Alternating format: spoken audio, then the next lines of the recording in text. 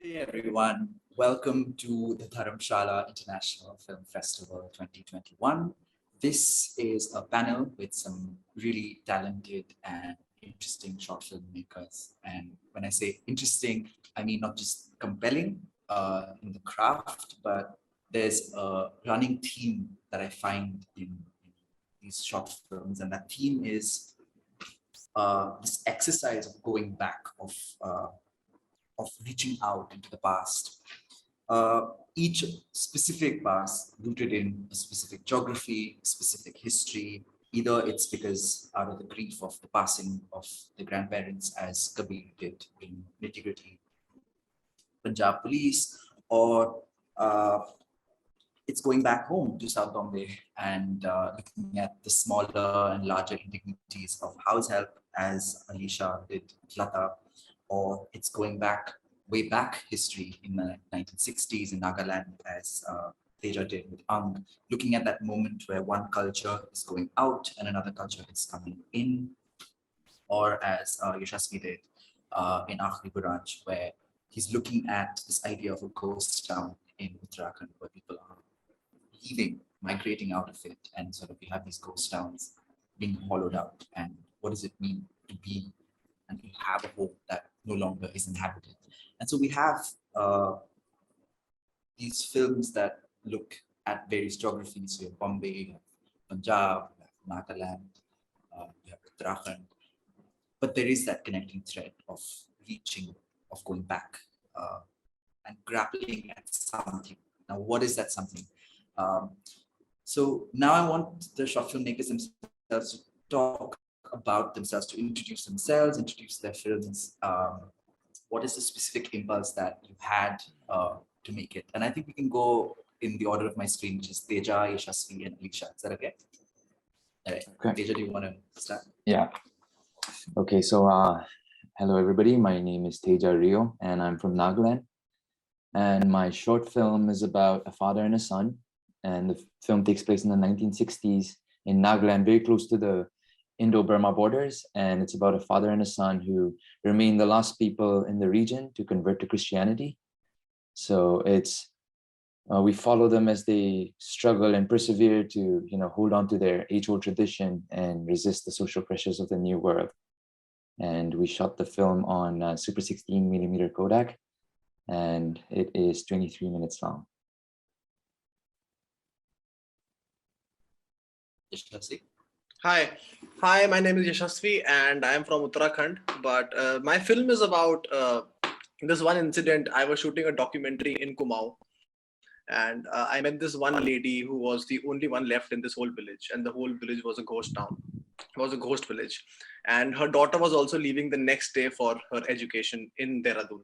So I just imagined the mood and the space and the loneliness that she will be going through from the idea of sounds and the idea of like people leaving, and like what is the idea of home, and this idea of where we stay and where we reside. And that got me with this impulse to go to my native village and shoot a film and make a narrative about this one mother daughter who is was still fighting to stay in their land. And it's on migration. It's called The Last Rhododendron. And our state politics is like that Buraansh and rhododendron is in every speech. Like we sell it as our our state flower and everything. But if you talk about the idea of people living up there, so it's nothing but only houses and abandoned houses. So it's on that.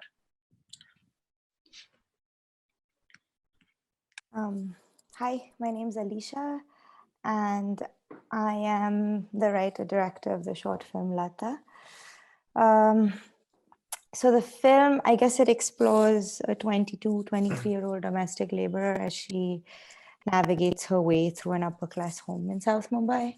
But more than anything, I think I was interested in exploring the ways in which space sort of restricts and access, space restricts and divides the more, like, who gets access to what, when, where, how, and sort of,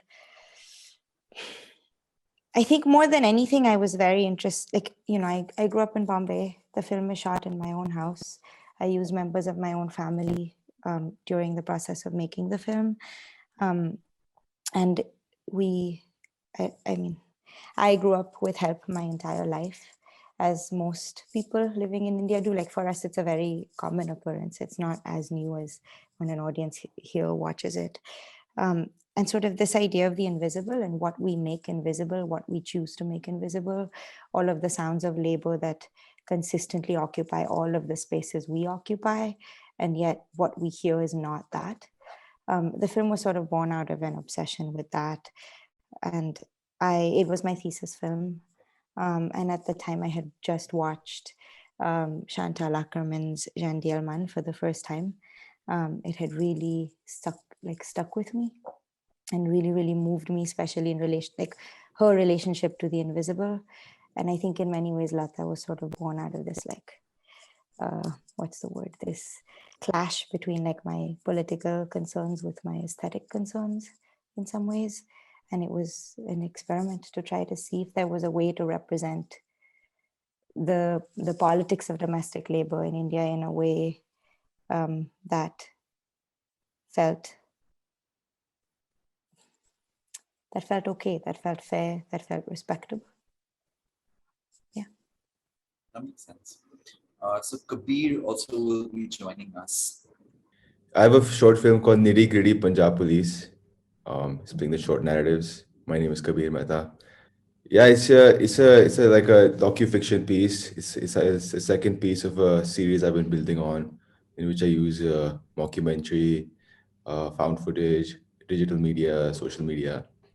I don't know how deep you want me to get into it right now, but yeah, it's just stemming from like these preoccupations that I have in terms of form, and it's set in a kind of drug-addled Punjab, and you could call it a portrait piece on the Punjab police, and you could even, I mean, simultaneously a portrait piece on myself, and I don't know if you've seen the film, Prathyush. You have, yeah. You So keep just coming into the frames. yeah. So yeah, I guess like if you see my previous short, it's kind of building up from that, and yeah, I guess that's it. You know, it's kind of funny and kitschy and strange, but I don't know. I try to be a little bit more poignant. It's a mix of all of these things. Now, I want to ask all of you about the short film format itself, and if you all ever wondered that what you all are delving into deserved either a feature length treatment or like a more long form version. And how did you all decide on the short film format, specifically the duration? Because there's a sense of arbitrary length. So, for example, in Yashasvi's short film, there's I think a minute and a half scene of just the main protagonist eating fruit and spitting seeds, and it's so beautiful and meditative to watch. But then the question came, could it have been 2 minutes? Could it have been 3 minutes? So there's a sense of, there's an arbitrariness in length when it comes to some short films. So can you again tell me in the order, Teja, Yashasvi, Alisha, and Kabir, about how you all came to the decision to make this a short film, the durations, the edits? Yeah, so to begin with, I'm actually writing a feature version of Angh. So that's, the film, so that the film is going to be much more elaborate, much longer, and sort of you're going to get to understand the context and the characters much better. The decision to make it a short, right? I think, of course, being starting out in the business, there are a lot of constraints, whether it's with funds and resources. So that's one of the main reasons I decided to make it a short film. But at the same time, I think it's I think for someone who's starting out, I think it's an interesting challenge as well to be able to sort of tell stories with in a limited format, but still, I think it's a good challenge that disciplines you before you proceed to a larger format. And I think I've learned a lot actually writing the script down and sort of trying to tell the story, create context, and introduce character in a limited amount of time. So, yeah. Also, can I go? Yeah. So I'll be very honest with all of you. Like, I'll be completely free.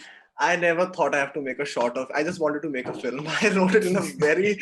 I had no clue because I was excited because this was my first kind of a film where I was doing it with the crew. Isse pehle tak I have all done diary films. I had my camera in my hand. I used to go out with a recorder, just do anything what I felt like. I was free with the medium.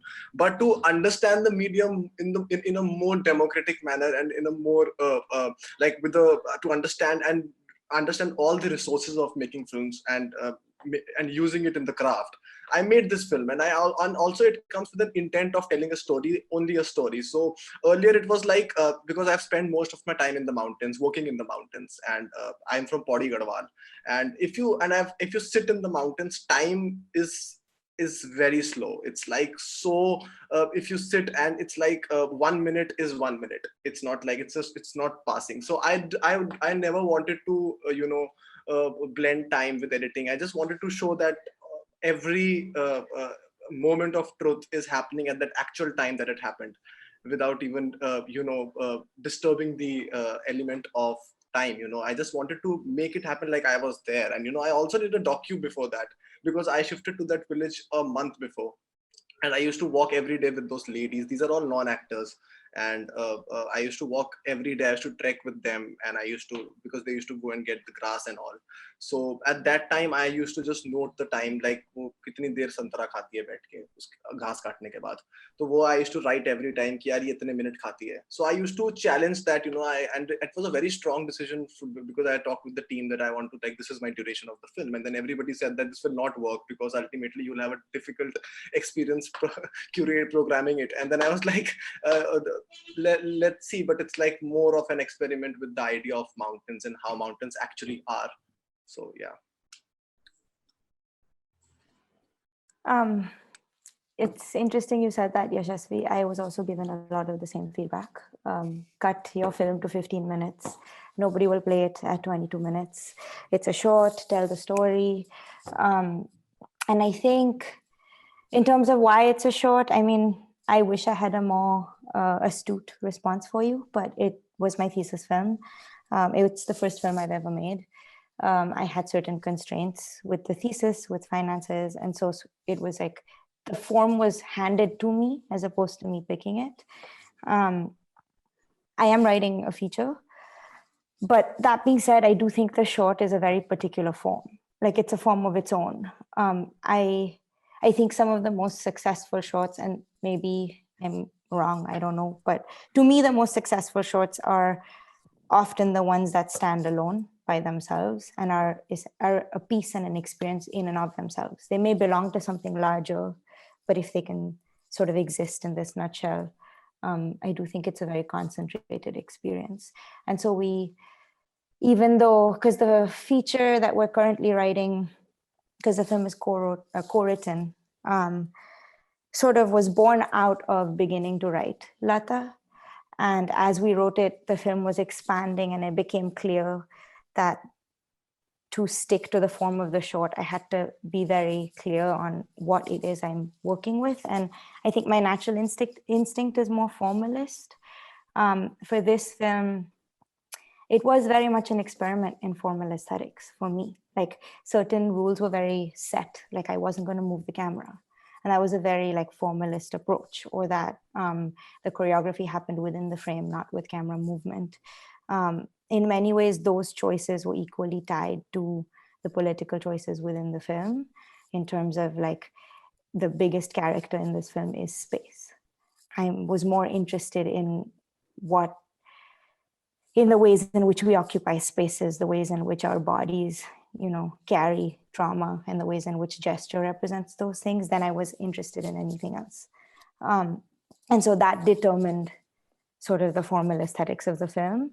In terms of duration and timing, again, it was the same. I think a lot of the choices of the film were deeply related to this more political aesthetic exploration that I was trying to have. Because for me, the film personally was and will always be a very problematic film. Like, there is no escaping the fact that making films about the working class will always remain problematic. And like, that's a space that I am personally negotiating as well. And in many ways, this was an exercise in that, in questioning our aesthetics around filming the working class, the upper class obsession with working class lives. And it was sort of an intervention in that. And so the editing sort of, I think, also follows that. I mean, the film is 21 minutes long. There's only 19 shots, I think. So it's like, it was written that way. In terms of duration, again, it's sort of a hybrid film. To me, it's very much a reenacted document more than it was tightly scripted, but it is also very much reenacted based on observation. And more than anything, the duration, I think, has a lot to do for me with complicating the ways in which we experience time, specifically the divisions in how time is experienced by the sort of upper elite classes as opposed to the experience of time by the working class. And they're very distinctly different ways of experiencing it. And that was one of the, I wanted us to sit through it. And I also wanted us to sit within the spaces and look at space as a character and see who occupied the space before, who entered the spaces before, how do people walk in and out of spaces. Those were my preoccupations more than anything else. So I think all of that determined duration. At least for me, it wasn't predetermined a go-to about making a short or a long format a film. I had just come off the back of a long format film before this called Putara movie, which is a feature. It's just that it's kind of like what Alisha was saying. It's kind of like the preoccupation determined the form, and the form kind of like led into, or kind of like shade or molded the film into the length it is now. I shot the film in 2019, and it's set, like I said earlier, it's set in Jalandhar, Punjab. And I was visiting in September. I was living in Bandra at the time in Bombay. And I went to I lost my first grandfather, my father's father, my paternal grandfather, in the winter of that year. And I just felt like going back and revisiting the town, spending some time there. And I was already toying with the idea of like making a film about the corrupt police in Punjab, drug addict. But these themes that were already like kind of like simmering in my head. So I thought maybe it'll just be a good opportunity to kind of go back there and observe and see what it's like. I still had my paternal grandmother. I had both my maternal grandparents. They lived quite close there. But while I went there, what happened was, and it's funny because once you see the film, you realize that my maternal grandfather was a policeman, right? And so when I went there, he passed away while I was there. So suddenly it was like this, I was just kind of overwhelmed with this sense of grief. So I stuck to the plan of like staying there for as long as I could, maybe three weeks is what I had planned. But also like this grief I couldn't get over because it's such an abstract feeling, right? And then so while I was like collecting all this raw material on the Punjab police in terms of like all the TikTok sequences and the video, all the video data and all of like just research you don't really see in the film, but just like backgrounds of what they do. It's just like I started having a thought, hey, a documentary can be about so many different things, but can it also be about a feeling? Can it also simultaneously be about something that I'm feeling right now and have a way for that to penetrate this kind of like heavy theme that I'm trying to explore in terms of a cinematic context? And then when I started like seeing this kind of like, I don't know, like this conflicting, I don't know, at least it seemed like a conflicting force in terms of like what the Punjab police represented at the time and what I was dealing with. It just felt kind of right to go back to this form I was already building with Sadhu in Bombay, which was like, the basic philosophy was always like through the lens of a camera, everything is as true as documentary and conversely as fictional as anything fabricated. And it just felt right to kind of go back to that and maybe build up from that and see where that goes, and I always enjoy it. I always enjoy kind of, shooting documents, aspects of reality and lacing it with fictional narratives or fictional tropes. So it's a bit of that. It's a mix of both. You know, I kind of done the feature. I knew that the what I'm trying to explore wouldn't hold up for that long, but I also done the short, and it just felt right to kind of stay in that gene pool of length. I had a much longer cut, of course, earlier, and I cut a lot of stuff out. And of course, I was editing all through COVID. It was like a bit of a hobby, which is like I don't want to release the film. I just keep cutting it, so it just kept getting shorter and shorter. And it was kind of like these two kind of like morose times I was dealing with. And actually, when I shot it, I was kind of reveling in that grief in a way. Like I almost like, I don't want to say I enjoyed it, but it was quite cathartic to do. So I think I shot it with that energy, but while I was editing it, was through like all this COVID, like lockdown with people dying everywhere. So that kind of molded the edit of the film. So it's strange where it was shot with a different perspective, but the edit was like, um, I don't know. It was done at a time where I mean, I didn't expect it. We all didn't expect the world to be what it is now. Like we're having this discussion online. I'm already quite wary because I've never done this, and I'm like, this is going to last. I don't. Is this going to be there forever, or just for the time people are going to watch the film online? As long as the internet exists, this will exist. Oh man, shit! I gotta be very careful, man. Have you already said Punjab police like 7 times? It's a bit. But yeah, whatever. You know, I can go. You have cut me off. I'll just keep rambling on. I really like that in your artistic statement, you use the phrase speculative nonfiction. And That's very interesting. That's very interesting, actually, because a friend of mine actually came up with that. I was showing a cut of this film to him, and basically, well, let me break it up into two parts. Initially, I've always been a very pessimistic filmmaker. Both my earlier films have been very pessimistic about life. Not that this one is any different, but my outlook, like the lens itself through which I was documenting everything was very pessimistic. Always, I always viewed the filmmaker as the antagonist, as the person who disrupts time and space to make the film. Like I've always viewed the filmmakers as the antagonist in the films, etc. And when I was making this film, I kind of hit something quite interesting. Kind of some, at least I found it quite poignant. Is that I, uh, the more I fabricate stuff, the more truths seem to reveal themselves to me. In a cinematic context, of course. And it was interesting that I showed this film to a friend of mine, and he said, "Oh, you know, you could call your films speculative nonfiction, which is films that could not have been captured in more truthful ways than if it weren't for fictional elements." So yeah, that's where that came from.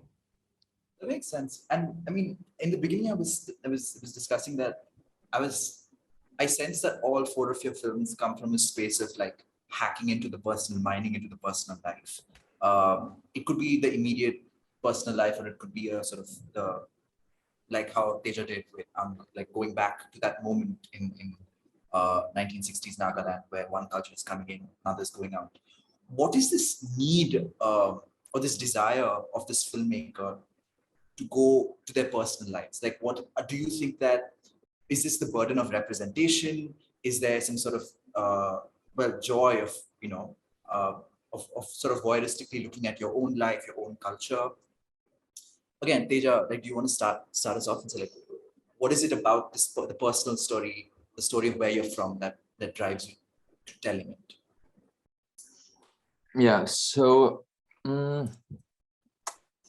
yeah, so Nagaland is not Nagaland is a place where the film industry is, in a very nascent stage. It's, just starting to pick up. And so all my life, just growing up, we've been exposed to mostly Western films, like Hollywood to be precise. So I've always, when I was growing up, I was watching a lot of American films, and sort of I was hugely inclined on making American films, basically. But the more exposure I got, and so I was around 2015, 18, and 19, I was living sporadically around Europe, Italy to be precise. So it's, when I went out there and I was living there, whenever people ask me where I'm from, and I tell them I'm from India, they're a bit surprised. And when I tell them from the Northeast, they're fascinated with the whole culture and where I come from. So it's actually funny because the more I went out to the world, the more sort of I took a cultural U-turn back to, and sort of saw what was the gem, the sort of the resources that and the stories that were back home that I could tell, which were fresh stories. And so around 2018, I actually went to the around the borders because, even with Nagaland, just like India, it's very diverse. We have multiple languages and dialects, and you go from one village to another, you don't understand what the other villagers are speaking. So when I went around the borders, it was like, even to me, it was a cultural shock because I'm from, like, I was born in the capital of Nagaland, but then around the borders where uh, the language was different and the culture was also slightly different. So when I went there for a research for another project, actually, that's when I sort of came across the people, the former headhunters with tattoos on their faces. And suddenly I had, like an aha moment, like, oh, this is what I want to make, actually, not the project that I came here for. And after that, I started flirting with the idea a bit. And then it took me, funny enough, I wrote the script while I was in Europe, like, about Nagaland. Yeah. And while I was traveling around Europe, I wrote the script. And yeah, once I came back, I was adamant to make the film. And like I said, like, the more I traveled and got more exposure, the more sort of I felt the need to come back and tell the stories about my region, my people. And the transitional, I think it's an interesting period because the transitional, it's right at the moment where the transitional period begins. Like, the Western philosophy comes and takes over, and you have these people who are basically lost in transition. They're in this sort of transitional phase where they're having to sort of embrace the new and sort of let go of their traditions. So I found that wildly fascinating, and that's why I chose to make the film. Prathyush, I kind of lost you in the middle. Like, what are we like? Are we talking about the intent of making the film? Because I Not, well, yes, the intent of making the film, but also the intent of going personal with storytelling. What is it about storytelling that makes you want to go back into your life as opposed to going out into the world and telling other stories? Like, while I was making this film, I have always said this and realized that instead of, like, when I started making films, I wanted to come closer to the world I live in. I want to get closer to the politics of the world that I am associated to. But when I started making films, and the process of making films is that it got me closer to myself more than the world. It made me much far away from the world, and I don't relate to this world anymore than I relate to myself.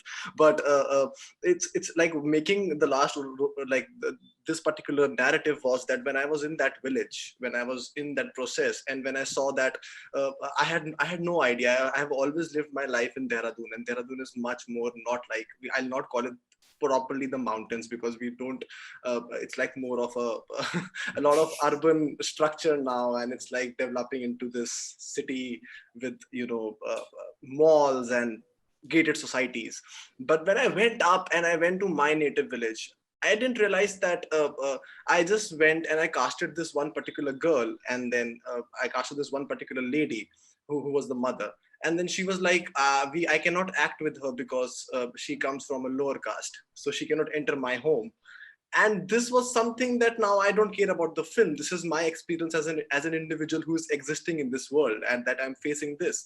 Now I stopped thinking about the film anymore. And then and also we did a workshop.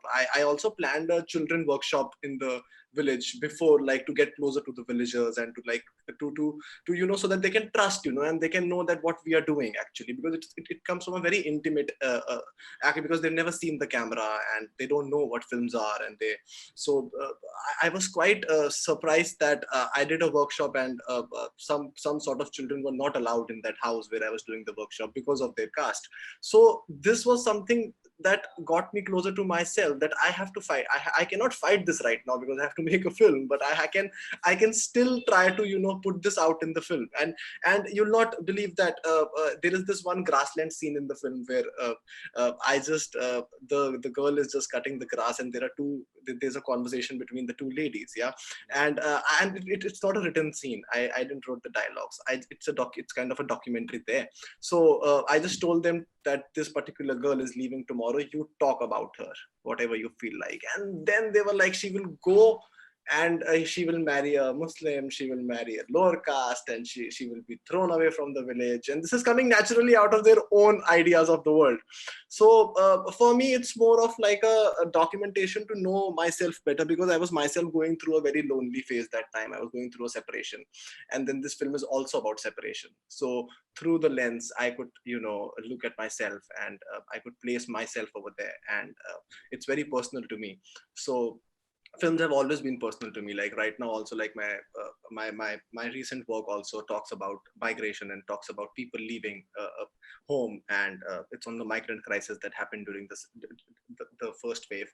And I feel that it's like I find myself too privileged to come from that particular aspect and place the camera. And I can but it comes from a lot of intimacy too.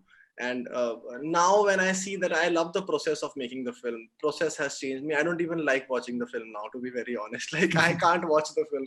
Like the final product, I can never watch. It's like everyone's laughing. Everyone's like the final product is like when I saw the screening in diff, I was like, oh, I cannot watch it. It's like the process of making films that actually I crave for, and it's very personal. I do it for myself, and at the end of the day, मुझे मजा लेने यार, और कुछ नहीं करना.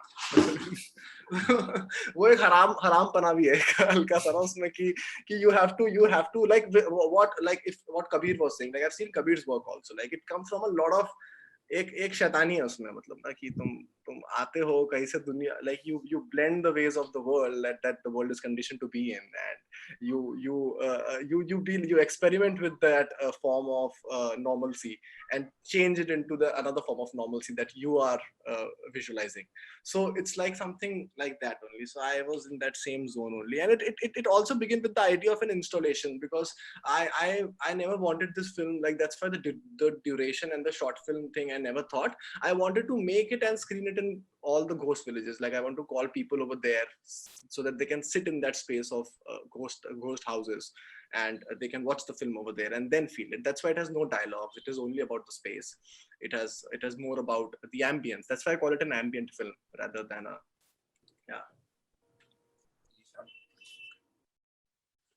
I mean, I have nothing to say after that. It's like you hit all the nails on the head. But so we're talking about. Sorry, I was like so lost about in the what personal, Yashasvi was saying. The personal. I mean, sort of just adding to what all of you said. I do think, at least for me, I don't know what else I would make. Like in all honesty, like it is perhaps also the convenient, easier path, because I know it so well.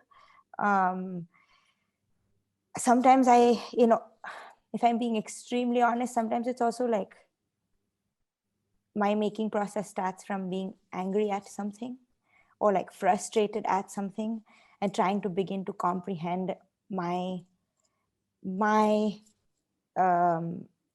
what role I play in it, what my space is in it. Sort of, I think a lot of my work thus far, and I don't have a lot, but comes from there. It's a process of trying to decode. And I don't think I would be able to make if I wasn't decoding. Like to me, which might also be one of the reasons, like, working in the industry, whether that's like Hollywood or Bollywood, like as a job, to me, it has never attracted me, because that becomes a job and it becomes a process. It doesn't involve decoding me. And my attraction to cinema or art or like anything it's extremely selfish. And I think most of us that make work come from some form of selfishness, while also trying to simultaneously hold the realities of the privilege that comes with that selfishness. And it's this constant balance of like, but this is what I want to do. I understand that all of this money could have gone to do 50,000 better things. Why am I doing this? But it is a process of decoding, and it always has been for me, that, and like figuring out where I stand in all of this, and what does it mean to me. It's Also, Okay. I'm Sorry. can I add something quickly and then Yeah. like what Alisha said, because the idea of selfish, like I made this film and I went again after 7 months to shoot another film that my friend was doing in that same village. He wrote another Gadwali film and he was shooting. So the same characters. So the same characters came to me and said, "You bloody, तुमने हमारा बेवकूफ बना दिया. तुम क्या बना के गए, कहाँ गए, पता ही नहीं चला." So that is when I realized that we are super selfish, when we make films. So then I was like, then I showed them the film and then they were like, they're watching. Sir, ये क्या है? तो वहाँ मेरे को लगा यार I fail now. Like ये जितनी भी festival हो जाए, ये आए मेरा film कहीं भी दुनिया में it travels, घूम फिर के वो मेरे characters ने तो गालियाँ मुझे सुनाई है. It's so true, because like after finishing Lata, my family watched it, and I mean the film, that's a whole other story, but that is my primary audience. Like, and that is again going back to the idea of the personal. Like to me, I can't wrap my head around making a film about a domestic laborer and trying to make a character and give her a voice and give her that to me makes absolutely no sense, because I have no comprehension of her interior world. I find it rude to try to understand that interior world because I don't know it, and I never will, and the society we live in does not permit us to. And if I want to, then the way to do it is not the lens. And so it was very much, the audience was my family. But yes, my family watched the film, and I remember one of my uncles called me and he said, if you were not my niece, and this uncle was part of the industry for a while, and he called me, said, if you were not my niece, I would have picketed against the film outside outside the theaters. Like, you wasted my time. Why am I watching this? And at some point you're like, okay, yeah, it is what it is. And I do think eventually we're all just, at least for me, it's decoding me. How did Lata react to Lata? That's a very big question. I mean, so her name is Shobha, and to me, she was the biggest gift that we could have ever found was Shobha. She holds the film, she holds all of it. A lot of this film was process-based, kind of like what Yashasvi was saying. It was not so much based in script and scenes, and it was very much process-oriented, to the point that like we didn't take many takes, and sometimes we ran the camera for, I don't know, like 10 minutes, and it was process and gesture-based, and that's it. And it was very like sort of similar to Yashasvi, the story you shared. Like, I was on a set where the lead character was a domestic laborer. She's a maid. That's her real life job. She's coming to set to re-perform and reenact that same job, which is already a problematic thing. It's like, this is your identity off camera. Now come and re-perform this identity on camera. But to my crew, which again, India being India, it was unavoidable. We were a 40-person crew. I didn't want that. I wanted 10 people. I couldn't do it. Like, when the cameras came, 4 boys came with the camera. When the sound line came, 5 boys. And when the lenses are being passed, one boy gives it to the other boy, gives it to the other boy, and then it comes to the camera. And you're just like, and yeah. And I understand, of course, I understand the labor politics behind those set structures, but it was a huge set. And I remember for the first few days, the biggest problem was trying to get my crew to understand that on set, Shobha was an actress. And we had to stop rolling often and like reconvene and have like talks about like, she's not a maid. Here, she's your star. She is your actor. And like questions and conversations around gender politics on set, because the director was a woman, the producer was a woman, The producer was a very young woman who didn't speak the language. My producer was my partner. So that was also, all of these were things that were like new to an Indian set. And we tried to be, as much as we could, an all-female team, all-female identifying team. And we were close, about 80% of the team. When I say the team, of course, I mean heads of departments, because in India, teams is a whole other story. We were all women, and then we had these like cameramen all like refusing to take instructions. Like they would turn only to the two men on set until like, and so then we had to have conversations around that. And I remember the end of shoot, we had the wrap party, and we actually, in our wrap party, and this was like all very, like there were just little things about this set where, again, just to reiterate process, where like for us, it was like, I'm making this film, it's questioning class and caste politics. On my set, there's caste politics. And on my set, like cameramen and the lighting crew wouldn't touch certain kinds of food until like my producer went and like personally served them coconut water. And they were like, oh, but that's not, because they're used to coming from an industry where like food is separated, no? Like how we eat, the tents, like logistics are separate. And here was like, it was in my house. Everybody sat on the table and we all ate the same food. And for the first 2 days of shooting, they wouldn't take coconut water, chocolate, or like any of the like extra snacks that came on the side. They thought it was just for like DP and director. So there were all of these moments of having to confront and talk about it. So at our wrap party, we called everybody, like from my DP to like cameraman to assistants, everybody was there, and everybody was drinking beer. And like there were all of these like class and caste barriers happening. Shobha was there. Shobha was drinking, like, and in the society we come from, often those castes, men and women, will not drink together, and especially not in a home in South Bombay. And it was this, in itself the film in itself and the process was this whole experiment of what happens if we obliterate these lines briefly, and how long it took us. Like this film could have been shot in 3 days, but we shot it over 5 days because we knew that we're going to need to have these conversations with our like crew. And on the last day, one of the head cameramen came to me and we were sharing a beer. This whole time he had been calling me ma'am, and the biggest, like we would literally stop on set, and if anyone called you ma'am, we'd like stop and just be like, no, we're not doing this on this set. And he finally comes to me for the first time. He actually makes eye contact. We share a beer, and he was like, I want to tell you that before we got assigned to this set, we were all like flipping coins because we didn't want to come to this set because it was run by women. And we were like, we don't want to come to this set. Like, it's going to be an absolute disaster.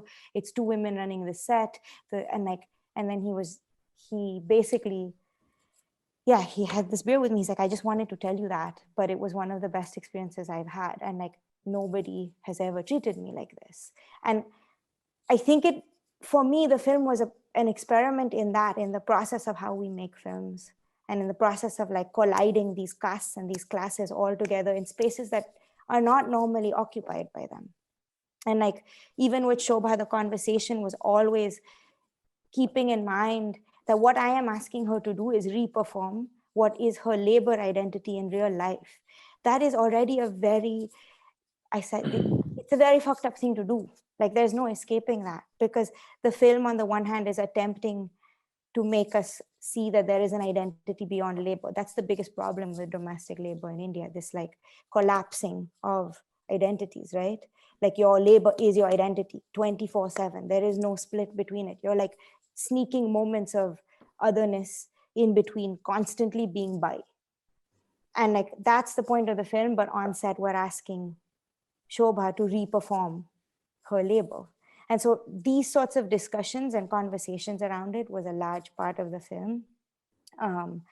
So yeah, I mean, Shobha's seen the film, obviously, but we haven't had a chance to watch it together because I haven't been able to come back to India because of COVID.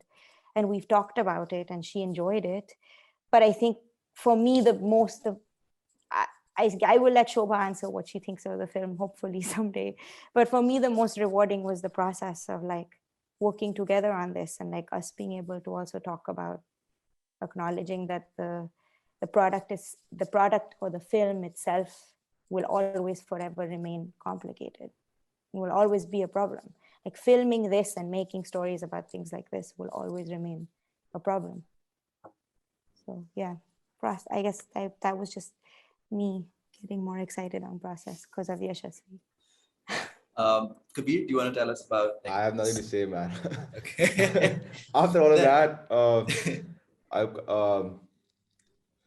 yeah. Oh man, I don't know what to jump off of. I guess it's in complete sync with what what Yashasvi was saying, or even Alisha, that there's definitely a level of narcissism involved in filmmaking. You know, it's impossible to not have that and make a film. You know, and also jumping off of what you said, which is that um, the place of privilege. I mean, making a film is to come from a place of privilege. There's no way to deny it.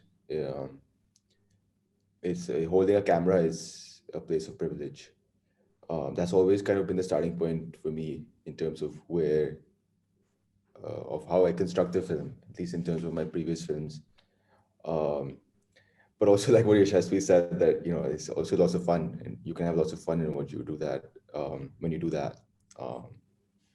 So, like when I watch documentaries, I'm always like, man, this is just bullshit. This is just like full of lies, like, you're just like staging something and just like getting someone to say something just for the sake of your film, right? And I can never buy into it. Like I can never buy into cinema verite. I never bought into it. It just makes no sense to me. It's not possible. You can set up a camera and no one knows that it's there. Like it's impossible. So that's why that's what I said. Like when I watch films, it's always like that's kind of like the starting point. And I kind of like to set up a film and then kind of see where it goes. Like why and it always ends up giving me opportunities to explore themes I'm interested in, like identity and voyeurism. So again, jumping off what Yashasvi said, that eventually it's kind of engaging with my preoccupations. I kind of see my films as like conversations with myself. So, like you could do it in terms of writing, I guess, in terms of in the context of moving image media. Maybe this is the way to do it. Is that can you engage your intellectual curiosities and your preoccupations? And in the case of this film, my emotional anxieties, through moving image media. Um, but I guess I mean it sounds more intellectual than it is, at least in the case of my films, because I also have like a complete disdain for high art. I'm always like really turned off by it. Very apparent. Yeah, I mean, I've always been attracted to kind of like kitschy films, like the underground, the midnight movie. That's always what I went to, and I've always felt like that was more honest. It was more authentic than anything else I saw. Like, like sure, a film could win the Palme d'Or and all, but I always feel like it's representing something that. Anyway, I don't want to get into the politics of cinema. Right. I mean, it's pretty apparent from my films also that there's like this. It's funny where I engage with the medium, but I also like have this complete like. I mean, I'm always like what everyone has said. It's always like a state of apathy when it comes to cinema. That makes sense. Yeah. I guess in this case, like I said, in the case of this film, it was a bit different, where it was like, hey, like every time I'm always like fictionalizing the filmmaker, but here I was kind of making a film that was, of course, set in Punjab. Like I said, it was kind of like about policemen who were failing to uphold the dignity of their uniform, of being enforcers of the law. And at the same time, it's a reflection on a less narcissistic times, perhaps, It's a reflection on this, you could call it a tribute, but I kind of see it more as a reflection. And, it's like, the film is set in a time where we're kind of like obsessed with our digital selves, and it's kind of like, it's funny how we began with narcissism, but it kind of like it flows in different contexts, in different ways, And I think I'm kind of like coming to terms with that now, which is that I could keep making a film about narcissism, but me making a film is fucking narcissistic in itself. So how do I come to terms with that? Yeah, and I guess I don't know. I think I'm saying so many things, but I guess the way I like to, because maybe it's like the way I like to construct the film is that it has like exterior layer to it, like that just holds the narrative. And then it's just like you could dig in as much as you'd like, and it's like stuff that I keep putting in. And I don't know, like I guess the film for me is like finding a way to like put all of this shit in in a cinematic experience and seeing if it holds up or not. Um, which I guess when someone sees it will have to decide for themselves. Now, all of you have worked with non-film actors, right? And I want to get a sense of, now, of course, there's the advantage in the sense that you get bringing in cultural authenticity and you actually getting to immerse your audience in the life that is being lived. But what are the challenges of working with non-film actors, and how did you all either adapt to those challenges or support those challenges or work around those challenges? Teja, do you want to start us off? Yeah, so I actually casted two actors who've never acted in a film before, never worked on a film, and actually they've barely even seen films, like no watched any film. So, but then the process was we worked with them for 3 months, just getting the nuances right, trying to make them understand the character, and then we watched a couple of films together, like Embrace of the Serpent, sort of trying to show them similar films. And but they were basically just people who were living in the area, like it wasn't someone we casted from somewhere else and took them in to make the film now. So we sort of just, I don't know, we became a family, and then they would listen to me, and almost like as a director, I think you start becoming the captain of the ship, and you have to sort of take charge and telling them what to do. And they were determined to make the film work, even though they didn't understand the magnitude of what it was going to be. And despite their limited knowledge about film and what the film was going to, where the film was going, they trusted me, they believed in me, and they went to some extensive, they put in some extensive effort for the film. Like, for example, I merely just suggested, to the main actor, maybe don't cut your toenails, and don't cut your nails, and then maybe it'll look more authentic. And then for 3 months, this guy just he didn't clip his nails. He was just, he didn't brush. And it wasn't too, I don't think it was too pleasant for everyone on set, but yeah, it made the film work. And apart from that, the younger boy who plays the son in the film, he was someone who actually was, he was someone who lived, somewhere near to, he was a neighbor actually. So a friend of mine, when he sort of got my new iPhone, he was trying the camera on, right? So he was just taking portrait pictures of everyone around him, and he took that picture and it was saved in my gallery. So while I was casting, I was just going through my gallery one day, and then I found the boy. So, and the image was like a year old, and then when I looked at the image, I thought, you know what, this kid actually looks really good for the part. He fits the bill, and this is exactly the kind of look that I want for the kid as well.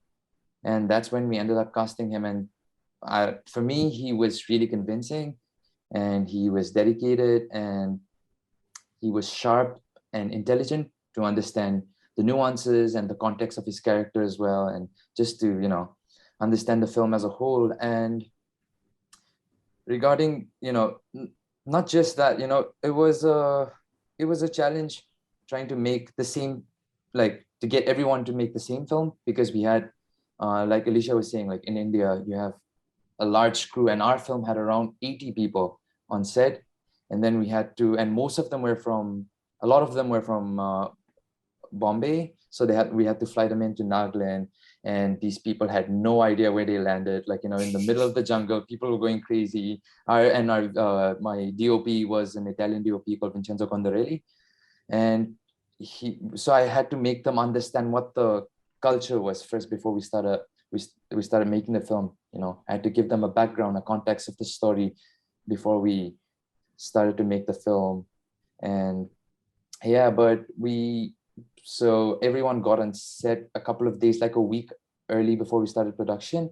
And by the time we started shooting, everyone was comfortable, and the actors, they were rehearsed, well versed with what they were supposed to do. And so it was a good experience.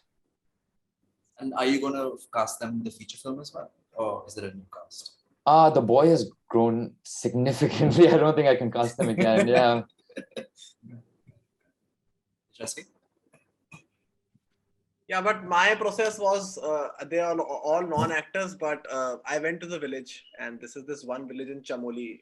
It's near the Mana border. That's China and Uttarakhand. So uh, uh, I was there, and then I had this one thing in my mind that I don't have to do workshops because मुझे उन्हें actors तो बनाना नहीं है. I don't have to turn them into actors. They should have the time of their life. They should just enjoy this moment as something that एक बार एक film crew आया था. We acted in a film and we had so good time. And I wanted to make this more of like a party, like a thing that happened. But it was very interesting that I remember that I was so comfortable with them that I used to get into their kitchen, and there were a lot of moments of intimacy. But I cast it in a manner that I wanted to. I used to trek with them every day, like I told you before, and I used to go to the jungle, and I used to click, and I used to do a lot of photography because I'm also a photographer. So I made a lot of images, and I used to show it to them, and make them comfortable to the technical aspects of filmmaking first, rather than getting them closer to the feeling and the scene. And one thing that I have always realized that with non-actors, you just tell them what not to do. Don't tell them what to do. So because it's always good to just tell them कि ये मत करो, बस बाकी जो करना है करो, enjoy करो, just have a good time of your life. So in this one particular scene, I planned it in a manner that she has a routine, and she eats her food. After that, of course, she sleeps. So the sleeping scene was on the end of the day, like last. So lepal laga hai and she's sleeping, and she slept after that, and we wrapped up. And then the next day the sound recorders came and he took out the label when she woke up because she was so tired the whole day that this is something that is, so I planned it in a manner that I don't also get too exploitative, like ki aap ye bhi kar do, wo bhi kar do. It was only one shot. I thought of not reshooting, like agar ek scene nikal raha hai to ek hi shot mein nikal jaye. And I don't have to I don't have to show that power trip always, that कि यार मैं director हूँ, मैं कुछ भी करा सकता हूँ. ऐसा नहीं है. I was getting into their house, I was getting into their space, so I have to be very vulnerable, I have to be very empathetic. I can't just be anything, I have to ask and take consent that can I remove this photograph, can I open the television. And I feel with non-actors it is very important that you create a memory for them, not a memory that they're tired and they don't want to do it again. So it has to be a moment of happiness, it has to be a moment of experience. It's like an adventure, like you are with them. So these two particular lead actors that I casted, and they had so much fun. And I used to, after the shoot, we used to just sit and talk for hours, and we used to eat together, and there were moments of so much of humor always over there because Pahadi log, so they're all very humorous, and they're like, I used to have a lot of fun. But yeah, that was it. It was very basic. Not I didn't do any workshop, nothing at all. Like a day before, I just introduced them to the camera, to my crew, and the next day I was like, ab khana khao, ab chalo, ab baitho, ab utho. They were like, okay.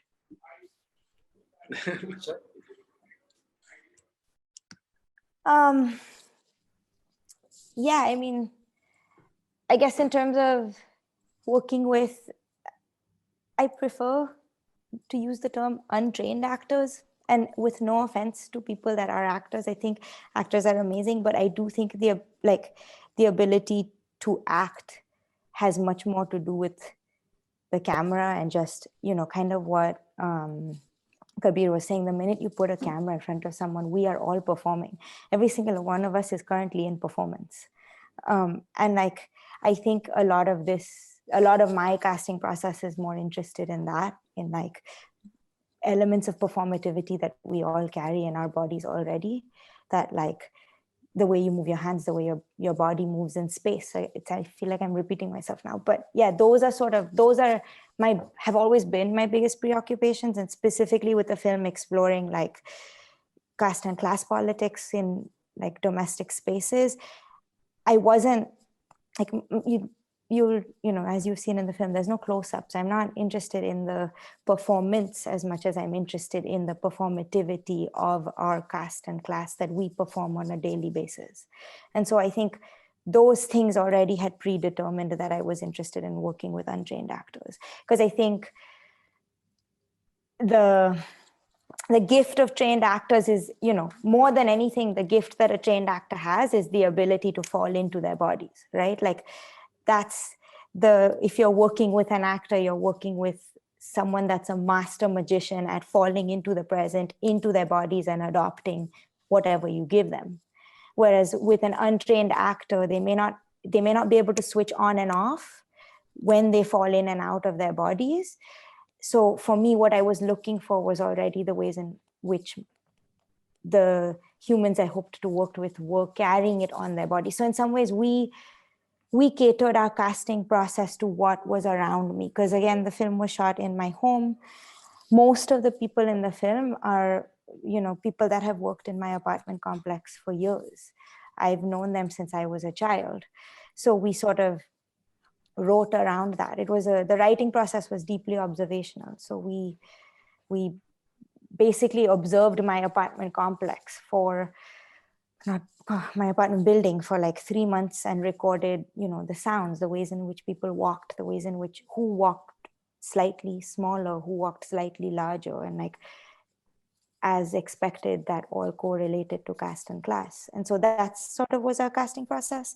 But I do think another element of that was, again, like I said, to me, this film was a huge process and an exercise in problematizing the very process and industry of cinema itself and the hierarchies in which we work. And, you know, in many ways, I do think the set is a replication of all of the hierarchies that exist in our society. And so I wanted to clash untrained actors with my own family, to whom the film, that was a whole other, it was a lot of fights, it was a lot of conversations, because, you know, the constant response from my own family members, from my mom, from like people, was like they felt blamed, right? Because the film is exploring an upper caste relationship to a domestic laborer, and it was the most like self-defensive response is always, but I'm a good employer. But the conversation had to go beyond that like, I'm not interested in that. I'm not interested in who's good, who's bad. I'm not interested in like the character at all. I'm interested in the system. And I'm interested in exploring the ways in which like we can intervene in those systems. And that if we really choose to not live like this and to like live like this, living is really fucking hard, because it's exhausting to acknowledge the number of ways that I can intervene, but I choose not to. And like, to me, that's more the film. I'm more interested in, my response to making work is always systematic, like it's based on systems. So I was interested in seeing what happens when I clash my own family with untrained actors, and like have, like there were moments, like there was a moment on set where like we had like it was an audition, and we had three young girls who also worked as domestic laborers come into audition, and on the side somebody was trying to ask if they wanted to come work in their house, like during an audition, was asking like, acha, give me your number, so you know, I need work, I need a maid. And it again, these constant interventions of having to stop to have the process sort of be a critique of the system itself, not just the film, because the film exists as an object, but an object can only do this much. You can pick it up and put it here, you can put it there, but beyond a certain point, that object doesn't do much more. I do think it's the ways in which we have the process communicate with the system as well. So I think all of those things affected our casting process. And that also was a reason why we actually do have two very trained actors in the film. Kirti Kadam, who was in court, played the election commission's officer, and he's incredible. Like he was just a gift to work with. But again, to me, it was more that clash of what happens when you put a trained and an untrained actor together. Because in that opening scene, you have him who like in 5 seconds has all his lines down and has put on a mantle that isn't his, with my cousin, who is a complete, and she's she's my cousin. Like I don't know, she's like my baby sister who's like thrown into this frame, and like to have them both interact and see how that rubs and how the ways in which those performances sort of also open up this gap of the question of what are we performing? Like, what is this performativity and what does it mean to act? Like, to me, those loops, those wounds in between are the most interesting spaces. And automatically, like the gestures that my like cousin adopted, they were perfect because she was responding to him. And like, yeah, so I was interested in all of those clashes. So there are many, like, to me, when I, again, like Yashasvi, I can't watch the film, but when I see the film, I'm like, anybody will watch this scene and be like, what is this? You told two aunties to walk down the street and ask them to talk to some, like, but I'm interested in that. Like, what happens when you put that in a frame and then you put a camera and everyone's aware of the camera? So yeah, and we worked with an incredible, for Shobha, it was a different story. Because again, I wanted to work with, the lead had to be an untrained performer for me. Not so much about authenticity, because I'm not really sure what my relationship is to that word, but more for, like I said, we carry our own traumas, our own pasts, our histories, our classes, our castes. We're wearing it all on our bodies. Like, if we look closely, every single one of us is like seated in a way that relates to who we are, where we come from, like all of these things. And for that reason, it was important to me that the lead, sort of, I was more interested in physicality and gesture than anything else. And so for Shobha, we did have to cast, and it was a very intense casting process. Sachit was our casting director. He was one of the few men that I was like, because Sachit was amazing. There was a radical sensitivity to the ways in which he approached this casting process. And to me, that was very important. Like, it wasn't just like walking to the street and being like, hey, we're making a movie, do you want to join? It had to be a lot more than that. It had to be someone that was like, for us, the workshops were not, again, like Yashasvi said, it was not acting workshops. We had like, it was more of spending a lot of time together and allowing us to be vulnerable in each other's spaces. And the workshops were related more to like the vulnerability of trauma and the vulnerability of caste and class. And like, that's kind of what it was. And Sachit was so incredibly on point in like how he communicated with these women and like how he put us in touch. And I think it was a 3-week long casting process. And we had a team of about 6 other women. And it was a whole, like because there was also a lot of resistance for young girls in like Mumbai who work as maids, who are 22, 23. Their parents are like very skeptical of Bollywood. The minute you say film industry, all the doors close because the expectation of what that industry is and its relationship to exploitation is so intense. Girls aren't allowed to go to the sets because of gender relations. So it really was a team of people like going to their houses, talking to their parents, explaining what the project really is. And finally, and like Shobha, yeah, she was just a very big gift. And that's how we found Shobha. And Shobha used to actually work also for, like, at one point, she's worked in the neighborhood Sachit lived in. And that's kind of how we ended up working with Sachit, because I wanted someone that was very sensitive and aware of ways in which they street cast. Yeah. Yeah, I'm always like the unfortunate one to go in the end after all the profound answers, huh? Yeah, I guess maybe just kind of going off of the back of what Alisha just said, which is that maybe I want to break it up a little bit. So I think I've kind of worked with, I mean, with Buddha MOV, I kind of worked with not even an untrained actor, just somebody had like, of course, had an interest in being in front of the camera, but was not a trained actor in any capacity. I've always kind of gone for like with Sadhu in Bombay, they weren't, let's say, untrained actors, but there was like a performative quality that they were always engaging with. So there was, with Sadhu in Bombay he was a different type of a person. He was doing more like street stuff. With this one, I was quite keen to kind of cast somebody similar, somebody who was very comfortable with performance, uh, to kind of embody what I was trying to do. And I found this guy in Amritsar, and he introduced me to the other two as well. He said, I hang out with these two kids. So I kind of do, and I started seeing them as a trio. And I said, okay, let me build up some characters around the trio that these three are. And that's kind of what. And then of course, like there were themes I was toying with, so it was like, okay, I mean, I crafted the film around the trio that he presented me, and I'm quite intuitive that way. It wasn't like I went through a tedious process. I just kind of saw his picture. It kind of like resonated with me. And the moment I traveled to Amritsar, and the moment I saw him, it was like, oh man, this is it. Like we connected. Like that's it. I was like, okay. And there wasn't much conversation. It was like, I'll do it. He said, I'll do it. And I was like, yeah, that's great. Actually what's interesting is something that I kind of struck me in my previous short as well, and even Buddha movie, is that, and I think that's kind of like what distinguishes my work from being like mockumentary in a way, is that I kind of like to use it as a technique. It's not really the genre. Is that if I kind of have these people perform, or if I could kind of capture that moment in between where they're coming up with the performance, where the actor's coming up with the performance, right?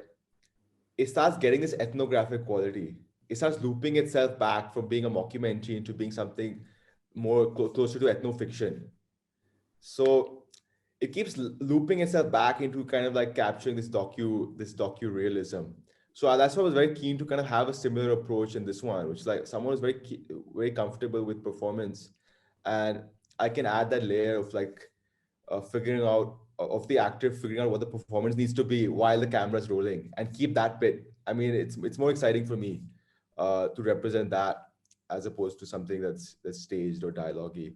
But something other than that, it's something else also that's very interesting that I found, that there's always, with all the films, there's always like a tipping point where like the person I'm collaborating with tips the film into a certain direction. Like they always give me one extra piece where I kind of like have maneuvered the film based on that. Where this guy, when Gyan Singh Inderjeet, his name is, he walked into this place, this clinic, which I was like, okay, I found it quite profound and quite cinematic, like architecturally in terms of space. I found it quite interesting.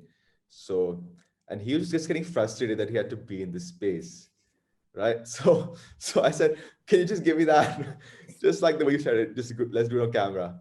And he started coming up with like this like ad hoc dialogue, and it was quite interesting. And then I came up with that sequence of the clinic, which I actually shot much later. I didn't shoot at the time. I was like, hey, like I'll come back and I'll find a way to frame up for this. And then I was also like dealing with all this like raw footage of the police, like all this stuff I'd done during my research, which is like all of this like borderline snuff videos, like of all of stuff that that isn't supposed to be documented. And I couldn't find like an in point until this Vishal, who plays Balli, he said, oh, I'm really into TikTok. I was like, hey, that's a good in, So I started doing like some on the side while we were shooting. I was like, let me see if there's any like police TikTok, and I found like it was really like opening up a wormhole. I was like, there was just so much, and then I was like, okay, I can connect it in this way, and Mridula, she had no interest in being in it. She was just like, whatever, like I think like called. So I mean, it was like this thing, which is like I was just like tapping into the moods and finding out, and it kind of like worked really well. Where like I kind of started seeing like this guy kind of like almost like ignoring his like feminine side, which she embodies, and like really tapping into this like technological dystopia through Bali and himself, and actually that tipping point, which was like, where is this? It's kind of interesting to talk about that, which is when he says, what am I doing here? Like, what are you thought you were going to make a film about me and like whatever, about police life. It's kind of like even the film kind of tips over from like being like more constructed and posed and almost like mocking this art house construction. It starts tipping over into where it becomes difficult to frame. The realism actually doesn't come from the film. It comes from all the other videos that are thrown in later. Uh, and then of course, like a wormhole, you know, like I had this one image of my Nana, and I was like, I want this to be in the film. And then I found a way to put it in. And then it was like, oh wait, but I don't want it, you know, I just felt like it shouldn't end at the photo. So it was like another little Pandora's box of photos while I was there, just like these treasure chests of like photos that were stored in like where, like, you know, it's just stored in storage, all in storage. Like no one even was even looking at them when I was there. So I found a nice sequence, which kind of also represented my state of mind. Um, so yeah, I think, I don't know, that question was about actors actually, you know. So yeah, so it's kind of like finding a way to make it more ethnographic, to kind of loop the performance back in and seeing how they can lend their voice into my narrative, uh, something like that, you know. I don't know if that makes sense. So to round this conversation out, just quickly, tell me one practical filmmaking hack that short filmmakers should know. Anyone can go first. Oh man, hack.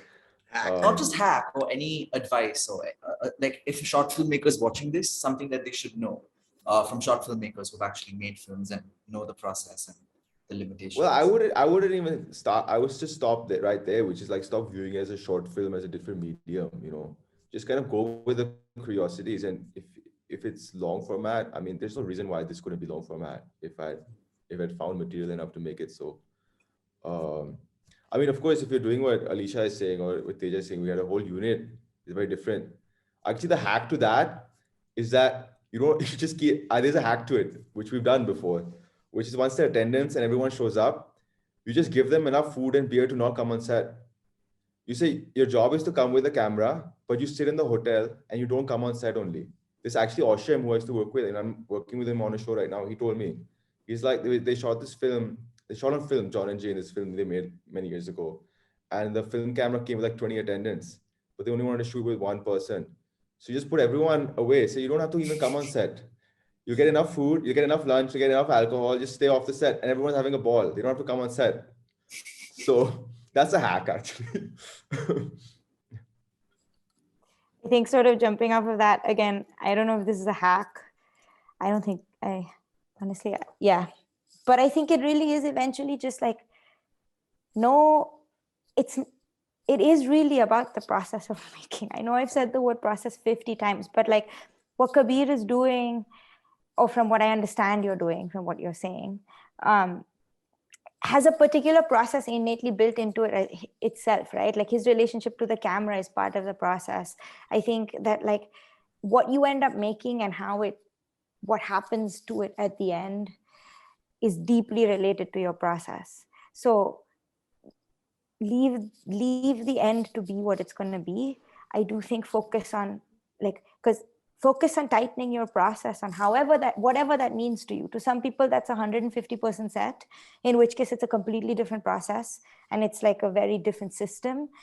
And if you realize that's not it, I don't think you have to make films like that. Like, I don't think there's a rule to making films. And I think the most interesting films come from the people that like make from what suits them, from what like really innately jives with who they are and speaks to that, and your process is kind of built around that. And to me, that I don't know, I think that's the only real way to make, is to fully grasp that and keep working around that. Yeah, I don't know about hack, but I know this very simple thing that I think you have the most hacks. I have a lot of hacks, but you know, one thing very interesting. I forgot what I was saying. Wait, yeah, I know now. Okay, so this one hack is that I feel that I don't know about short films, but instead of catering the audience, you make a film that challenges the audience, you know, because this is a medium where you can be absolutely flexible. You can experiment with your own self. You can take risks. Even if you fail, you can just go and fucking attempt it, you know. I feel that you should not be too serious. You should not be too harsh on yourself. And instead of, and I also say this, that apne auqat anusar situation or circumstances ko samajhte hue write a doable film. Don't write something that you just have to attempt and make, you know, something different than others. It's nothing like that. It's your moment of truth. It's your moment of existence, that अभी तुम कहाँ हो, किस समय में हो, और आप क्या सोच रहे हो, किस विचारधारा से आप आते हो.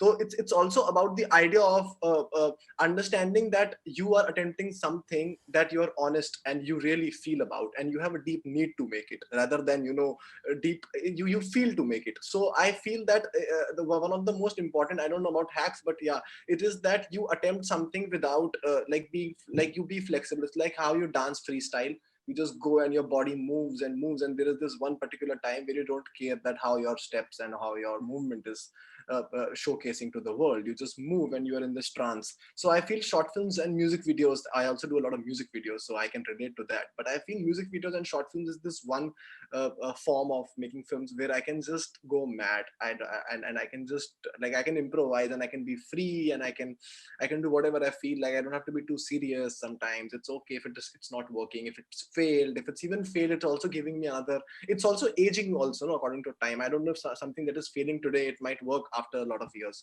So it's also aging with time. So I feel a film should not be judged for a particular time के हिसाब से उसको judge करना चाहिए कि किस वक्त में वो क्या चल रहा है. Like for example, I saw this film Mani Ratnam की दिल से. It's aged so badly for me. Like it's like I've seen, I'll be very honest with you, जब मैंने पहले देखी थी, I was like वाह क्या फिल्म है. जब मैं स्कूल में था मैंने कहा क्या बात है, लेकिन अभी जब मैं देखता हूँ तो मुझे लगता है कि यार ये क्या बनाया है. So I'll be very honest with you. So it's like it's also aging. So I feel short films and one should be free, one should be liberated, absolutely. That makes sense.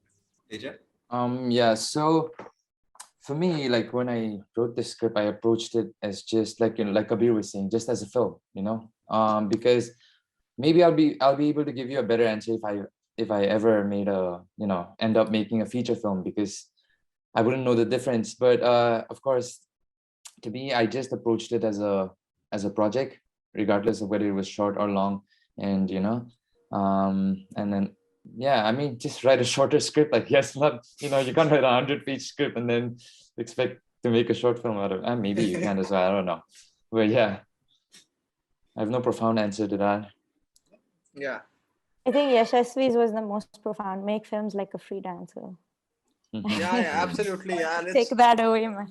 like not too serious. Like I feel one should just first be free. Yeah, because then when the film fails, then people, this happened with me. I screened my film in Dehradun, and I was very I was like, अब तो मैंने बना लिया, अब तो जो करना है करो, तुम्हारी film है. So and I also feel that after a particular period of time, the film has its own relationship with the audience. I am no one to judge that. I am no one at all, and the audience has to find its place in the film. And the audience also has a duty at the end of the day. We are not it's not it's absolutely equal at one point. But I also feel that after one time you have to enjoy it. The process is something that you should and it should help you to reinvent cinema. And you should break the forms of it, and then again make it repetition and repetition and repetition. So I think it comes with a lot of discipline, and also and discipline comes out of freedom, I feel, carefree. So yeah, that's. And on that note, we'd like to conclude this talk. I want to thank all the filmmakers. I want to thank the Dharamshala International Film Festival for bringing us all together. I hope each of you watch each other person's films. I hope that the audience watches all your short films when the festival goes live. I have a question though. If it's online, how do you track the walkouts? Because for me, the compliment is when someone's walking out of the film. Now I don't know. But Yashasvi just answered that. He's like, it doesn't belong to you anymore. So who cares? उसके बाद वो film को Prathyush, I can speak in Hindi, मैं बहुत Hindi English mix कर रहा, चलेगा ना? उसके बाद वो फिल्म को गलियाए, वो फिल्म को अपने पास गले लगाए, वो उनका अधिकार है, वो हमारा नहीं है, वो हमने बना के. It's like a product. I treat it, it's a very wrong statement to say, but understand it it's like my favorite shirt. I bought it, so it's like something like that. Thank you, everyone. Thank you, everyone.